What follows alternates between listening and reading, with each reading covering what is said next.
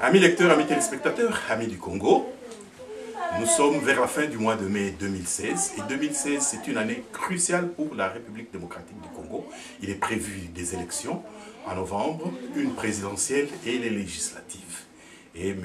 Joseph Kabila, actuellement en fonction, ne pourra plus se représenter. Mais sur terrain, les données ne sont pas aussi simples. C'est pour ça que assez régulièrement dans la communauté, on voit des initiatives, on voit des prises de position, etc. Et donc tous ceux qui s'intéressent au Congo ne dorment pas, ils ont mille et une choses à proposer. Et nous recevons aujourd'hui M. Wilkins Alongo, et que vous connaissez déjà, qui est impliqué dans les actions pour la République démocratique du Congo depuis plus de 10 ans. Il est avec nous, il va nous donner ce qu'il a comme réflexion ce jour. Monsieur Wilkins Alongo, bonjour. Bonjour, Monsieur Cheikh Fita. Est-ce que par rapport à la situation d'aujourd'hui, vous avez des craintes? Si oui, qu'est-ce que vous avez comme proposition? J'ai énormément de craintes par rapport à la situation du pays. Surtout après avoir consulté les dispositions des articles 73 ou 73 et de l'article 75 ou 75. J'ai émis vivement des craintes.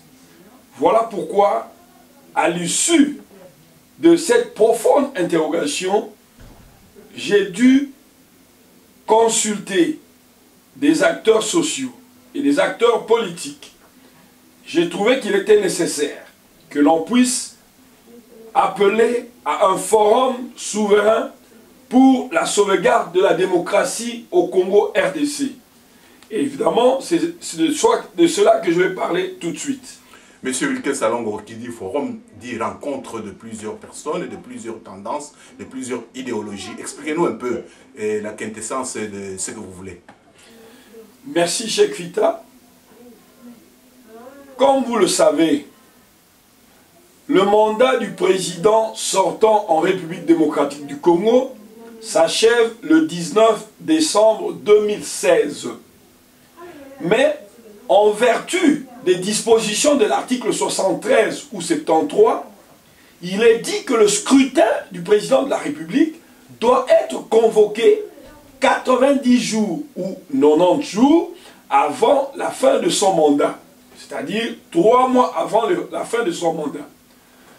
Si nous nous livrons à une petite calculation, nous savons que le mandat va se terminer le 19 décembre 2016. Mais en reculant un tout petit peu, nous nous rendons compte que 3 mois tomberont au mois de septembre. Et ici, nous sommes déjà presque à la fin du mois de mai. Et si nous devons compter juin, juillet, août, septembre, vers la moitié déjà, nous avons plus ou moins 4 mois. Et dans 4 mois, les jeunes gens qui avaient 17 ans en 2011 ont 22 ans aujourd'hui.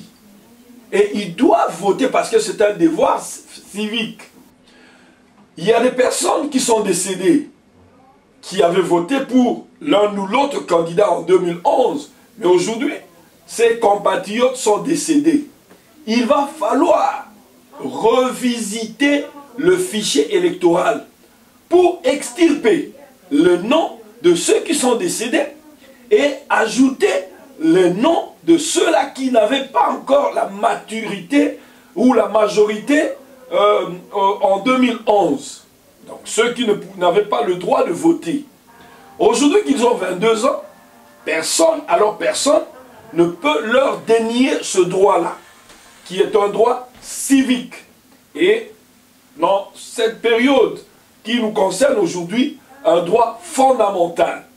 Alors, si nous devons aller aux élections, normalement, c'est au mois de septembre. Or, tel que les choses se présentent aujourd'hui, au mois de septembre, il n'y aura pas d'élection. Je vous ai entendu parler du mois de novembre. Mais si on va déjà aux élections au mois de novembre, c'est une violation de la Constitution. Mais qu'est-ce qui peut arriver? Si l'on viole la Constitution au mois de septembre, on n'organise pas les élections, le peuple peut se soulever ou il peut se passer quelque chose de grave. Mais nous entrevoyons un éventuel vide juridique à la fin du mandat du président sortant. Parce que, comme vous le savez, en Haïti, le président de la République n'avait pas organisé les élections et il est parti. Chez nous, si les élections ne s'organisent pas au mois de septembre, donc le président, mutatis mutandis, ne sera pas, donc son mandat ne se terminera pas le 19, en quelque sorte. Or, le mandat constitutionnel se termine le 19 décembre. Alors, il peut y avoir soulèvement populaire au mois de septembre comme au mois de décembre, pour parer à toute éventualité, à toutes sortes de crises qui adviendraient. Nous avons proposé le Forum souverain pour la sauvegarde de la démocratie congolaise. Cela consiste en quoi? Cela consiste en ceci. Il y aura assurément un vide juridique. Mais ce vide juridique profitera à qui? Nous allons assister à un véritable chaos. Selon moi, j'estime qu'il y aura un chaos. Et s'il y a un chaos, un kidam ou n'importe qui peut prendre le pouvoir, ou un groupe de gens peut accaparer le pouvoir. Et c'est ce qui n'est pas du tout bien. Alors, nous avons pensé à ce que les Congolais, puisque la Constitution n'est plus respectée, il faut que les Congolais se réunissent, comme ce fut le cas ici en Belgique en 1830, quand la Belgique, qui était une province des Pays-Bas ou de la Hollande, s'est détachée en 1830, des gens s'étaient réunis dans un congrès et ces gens-là n'avaient pas été élus. Ils n'étaient pas élus. Mais il fallait absolument que les gens se réunissent. Et chez nous au Congo, il faut aussi que les gens se réunissent. Parce qu'au mois de septembre, il n'y aura pas d'élection. Alors les gens se réunissent, les participants à ce forum souverain. Pourquoi j'appelle ça forum souverain? C'est parce que les décisions qui seront issues de ce forum doivent avoir un caractère, doivent être souveraines, comme les décisions de la conférence nationale souveraine. Monsieur Alongo, je vais vous couper un tout petit peu. Hein. J'ai bien compris, enfin les auditeurs qui suivent ont bien compris, mais actuellement, dans la résolution 2277, ainsi que dans la conclusion de l'Union européenne, il y a 2 jours, on parle du dialogue inclusif qui ne devrait pas prendre trop de temps. Par rapport à ça, quelle est la différence entre votre forum et ce dialogue-là? La différence la plus essentielle est que dans ce forum, il faut qu'il y ait, parce que le pays est en danger, et pour essayer de sauver le pays, il faut que toutes les forces vives de la nation se réunissent. Il faut que les dignes fils et filles et fils du Congo se réunissent. Il ne faut pas qu'il y ait des intimidations, des tueries ou des assassinats. Et le lieu le plus sûr de ce forum s'avère être l'extérieur. Nous avons des exemples. Il y a eu des rencontres, il y a eu une rencontre qui s'est effectuée vers les années 60 à Tananarive au Madagascar. Il y a eu le dialogue inter-congolais qui s'est tenu en Afrique du Sud, à Sand City.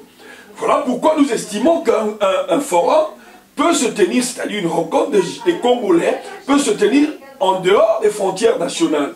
Et puis, nous pensons que la grande différence c'est quoi? C'est que dans le forum souverain pour la sauvegarde de la démocratie congolaise, les participants, ce ne sont pas des gens qui ont été élus.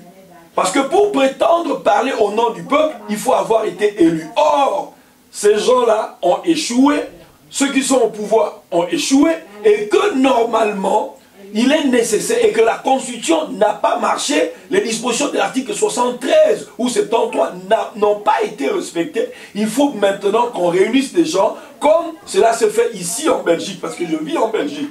J'ai essayé de copier, de voir ce qui s'est passé en Belgique. Il faut, comme on disait, recours à l'authenticité, dire prendre ce qui est bon et rejeter ce qui est mauvais. Donc, les gens se réunissent ici. Mais où est-ce que les gens doivent se réunir? À l'extérieur. Mais je propose la Suisse, le Luxembourg, le sud de la France, et d'autres personnes peuvent aussi donner leurs propositions. Ok, monsieur Alongo, sans aller trop vite en besogne, il y a quand même des points qui ne sont pas très convaincants. D'abord, au niveau du pays, il y a l'arrêt de la Cour constitutionnelle qui est opposable à tous. Qu'est-ce que vous en faites? Et puis, au jour d'aujourd'hui, la CENI a prévu déjà d'enrôler les gens à partir de juillet. Et donc, il est possible qu'on finisse le fichier électoral. Tout ça, vous rasez du revers de la main. Je suis convaincu que pour qu'il y ait des bonnes élections, parce que le pays ne doit pas sombrer dans le chaos, il faut qu'il y ait des élections libres, transparentes et démocratiques. Des vraies élections. Mais à la lueur où vont les choses, avec ce que vous me parlez de la CENI, au mois de juin ou juillet, enrôlement, ainsi de suite, je suis convaincu qu'au mois de septembre, tout cela ne sera pas fin prêt et il y aura à coup sûr violation de la Constitution. Voilà pourquoi nous voulons parer à cette éventualité-là de vide juridique. Nous voulons, nous dans le Forum souverain, éviter qu'il y ait un vide juridique. Et puis, si nous devons être sincères, je vous ai parlé des mineurs, je vous ai parlé des décédés. N'oubliez pas aussi qu'on a dit que la diaspora doit participer au vote. La diaspora doit aussi être électrice. Mais tel que vous me parlez de l'enrôlement, le fichier, ainsi de suite, je ne suis pas convaincu. Et c'est là, je suis bien, en tout cas droit dans mes bottes, qu'au mois de septembre, tout cela ne sera pas fin prêt. Merci beaucoup, M. Alongo, pour toutes ces explications. Concrètement, certaines inquiétudes. 1. Qui va convoquer ce forum? 2.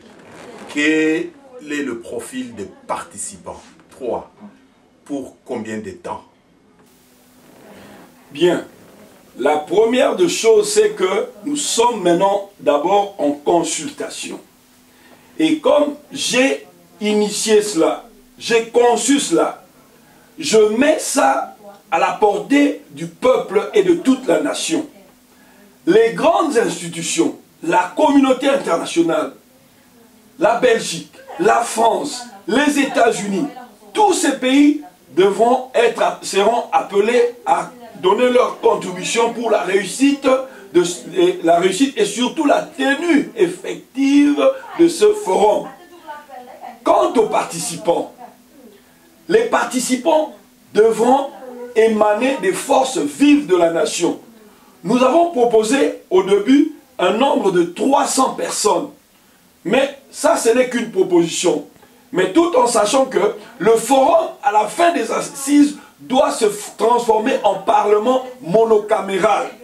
C'est-à-dire, il n'y aura pas de Sénat, il n'y aura pas d'Assemblée nationale, il y aura une seule chambre. Et ce parlement doit s'atteler à retoucher la Constitution. Il y aura une commission qui devra, n'est-ce pas, retoucher la Constitution. Par exemple, élection présidentielle à un seul tour, on devra remettre à 2 tours. Donc, une sorte de constituant ou une commission. Le nombre de 100, si c'est 150 ou 200, vont automatiquement devenir des parlementaires. Toutes les forces vives de la nation. Pour des raisons sécuritaires, on aimerait bien que ça se tienne à l'extérieur.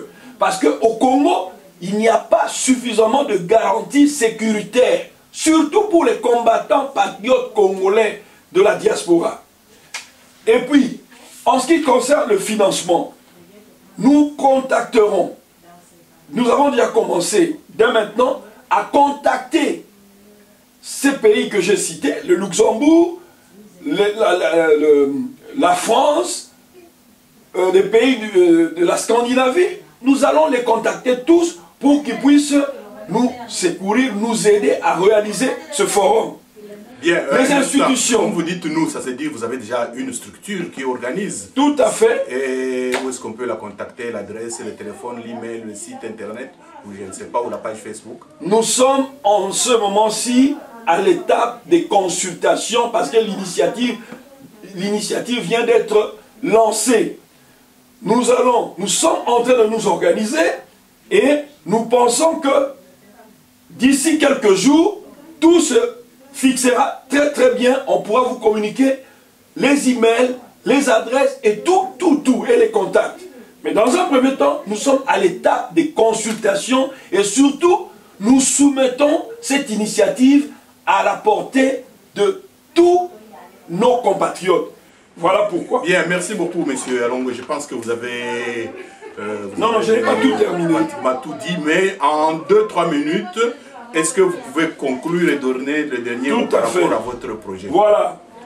Nous pensons que c'est, selon l'initiative que nous avons conçue, il va falloir mettre sur pied, dans ce forum, des institutions. Une coprésidence, c'est-à-dire 2 présidents qui devront conduire une transition. Parce que, au lieu qu'il y ait un vide juridique, nous devons avoir quand même des institutions qui conduisent une transition d'1 année. Et le forum va durer 1 mois. C'est notre proposition. Quant à la présidence, nous proposons la coprésidence en regardant ce qui se passe ici en Belgique, pays où je vis. Nous avons le parti politique écolo qui a 2 présidents, qui a la coprésidence et ça marche merveilleusement bien. Voilà pourquoi nous avons pensé à ce que 2 coprésidents. Quant à moi, je propose 2 noms. Le docteur Denis Mukwege, compte tenu de sa notoriété, et Monseigneur Mosengo, puisqu'il a l'expérience, il a conduit la conférence nationale souveraine. Mais ça, ce ne sont que 2 noms que je propose. Les gens peuvent aussi donner leurs propositions. Un gouvernement devra sortir de ce forum. Un gouvernement de 20 personnes au minimum et 30 personnes maximum. Les animateurs de ce gouvernement ne seront pas candidats après la transition. Il en sera de même pour les 2 coprésidents. Le Parlement monocaméral, les membres de ce Parlement monocaméral ne seront pas aussi candidats après la transition, pour qu'ils ne puissent pas être au four et au moulin, juge et parti.